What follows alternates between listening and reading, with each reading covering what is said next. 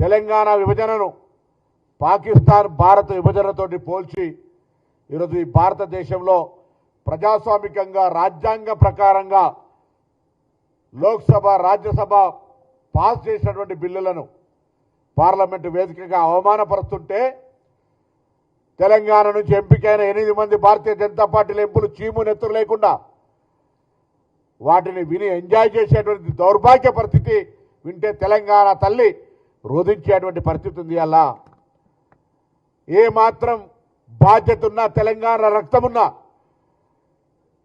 తేజస్వి గారు మాట్లాడినటువంటి మాటలు తెలంగాణ ప్రజల ఆత్మగౌరవం కాదు, అమరవీరుల ఆత్మక్షోభని కాదు, అవమానపరచడమే కాదు, ఇలా తెలంగాణ యావత్ ఉద్యమ స్ఫూర్తికి విఘాతం కలిగించే విధంగా మాట్లాడినారు. ఏ రాజ్యాంగంగా ఏర్పడలేదా?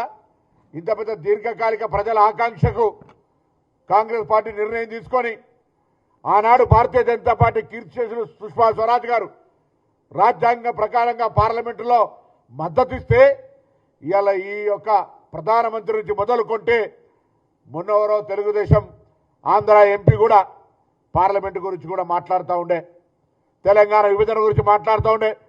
ప్రతి ఒక్కరికి చురుకునైతుంది. బిడ్డ జాగ్రత్త.